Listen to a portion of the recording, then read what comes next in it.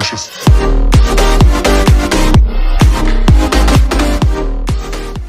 Hello friends, welcome back. It's Lavi here. Thanks for tuning in.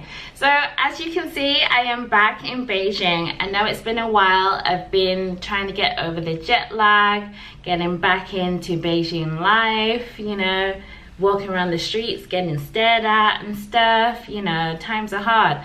So yeah, so I'm just going to comment on two questions I was asked while I was back in England. And the first one was, how is life in China?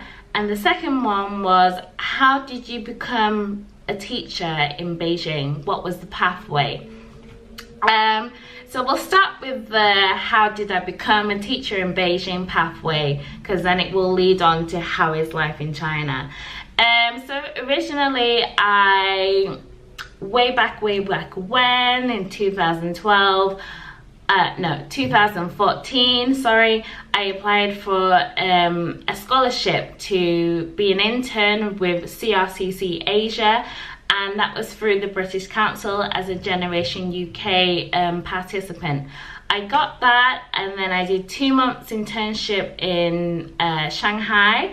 I was working with a logistics firm, Chinese logistics firm, and then I moved on to Australia Chamber of Commerce. And then after I did that internship, I then did a month of traveling through the Dragon Trip.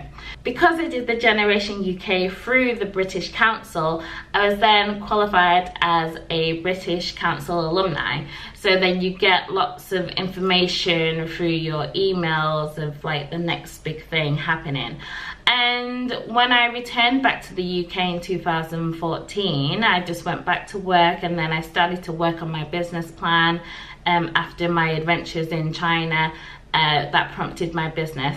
So yeah, just normally working day, and then I get an email from the British Council saying, oh, do you want to teach in China? We have the applications are now open, apply, and then, you know, see what happens.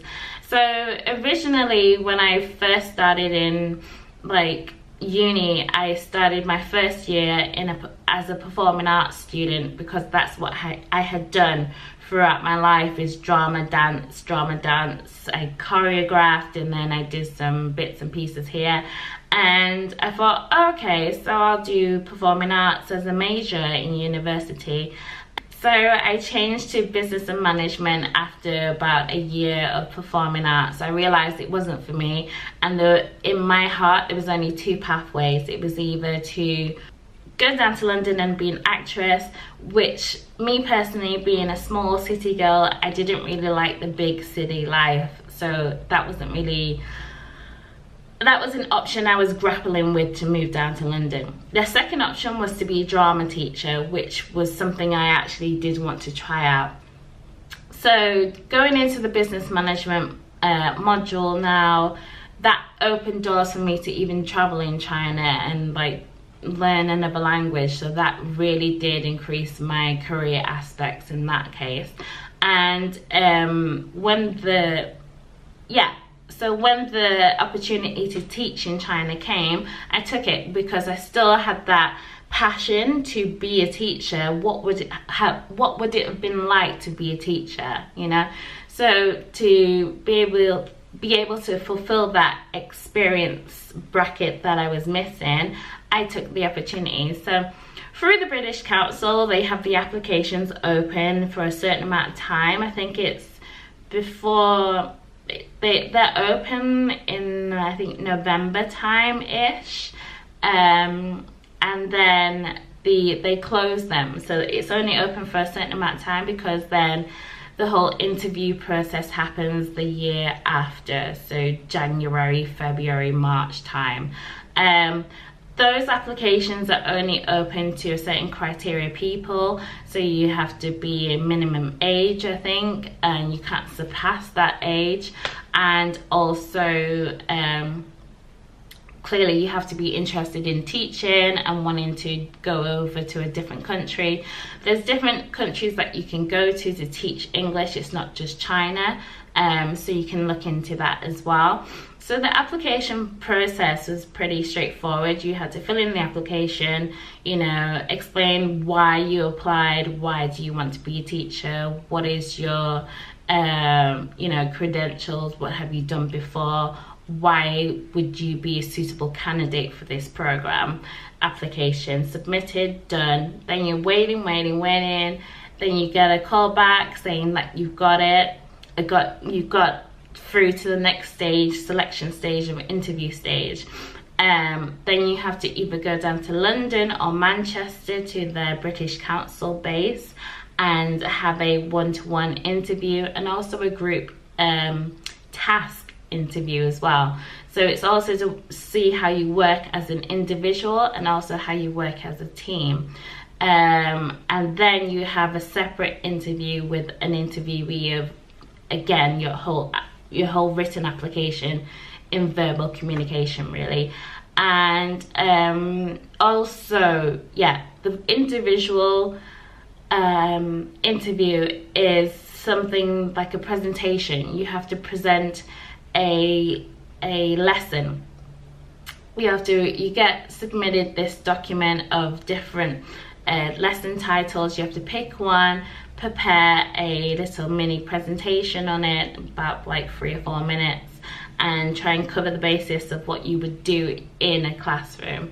And that is your individual interview process.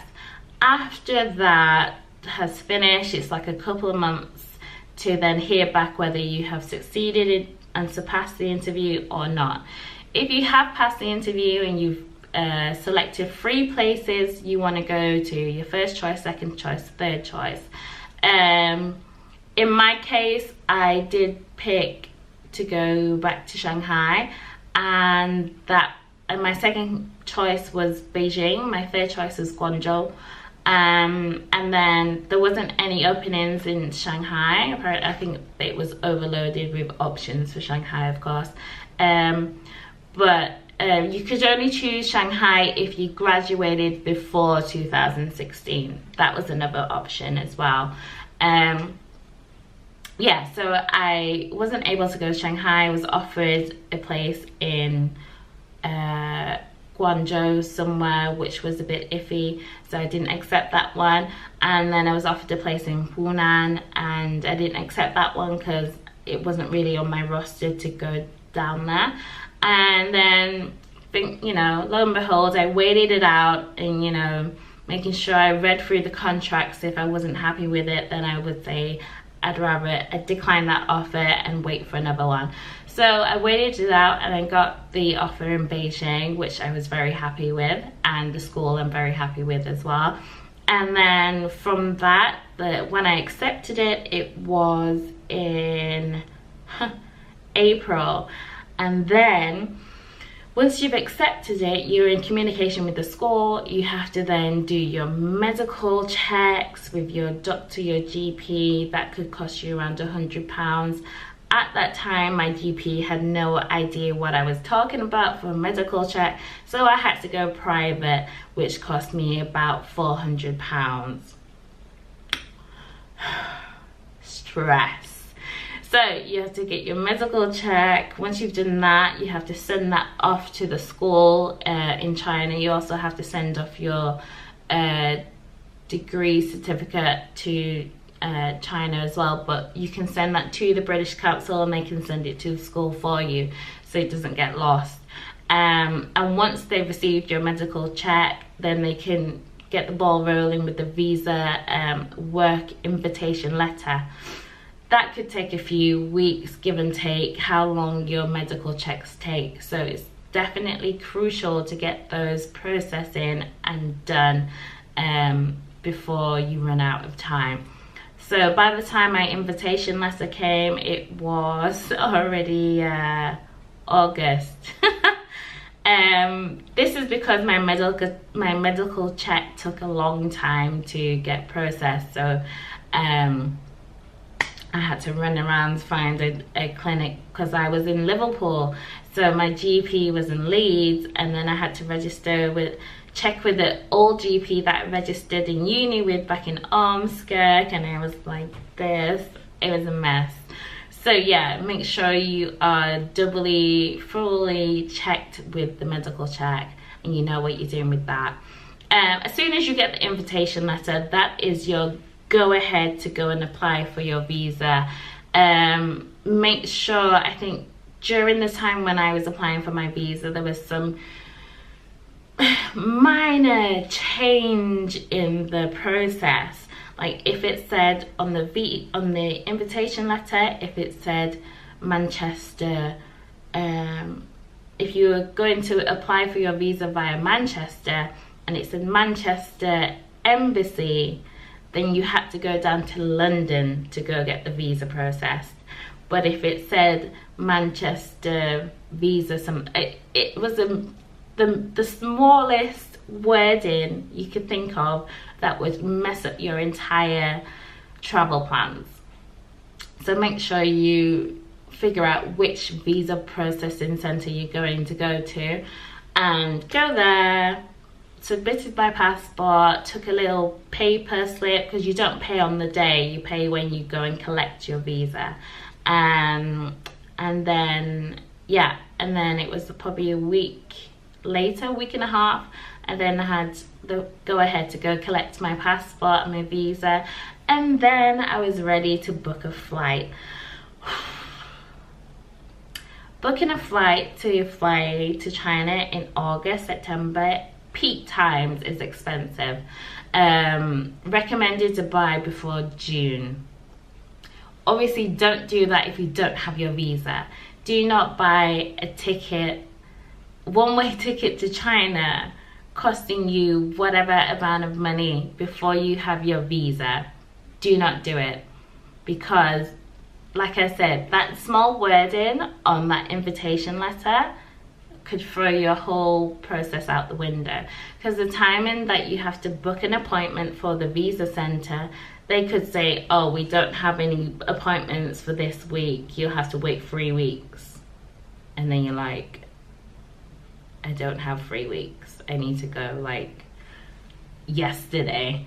So yeah, pretty much the visa application and the whole application process can be a lot of stress. I was super duper stressed, to the point where I was also moving from Liverpool back to Leeds, and that was additional stress on top of that.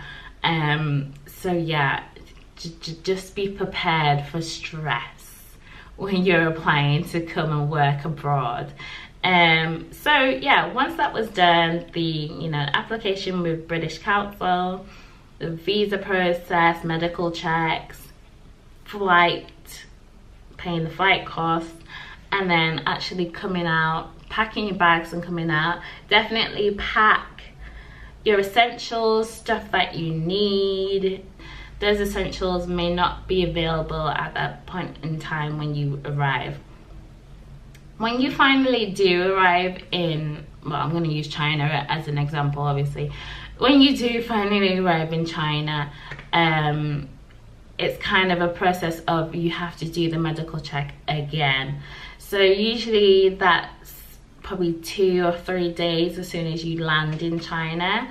After you land in China, sorry, you go to the medical center, which is always in the morning, because the queues are massive, because everyone's doing the same thing, and you have to go there with all your medical documents that you've got, and basically go through the whole process again.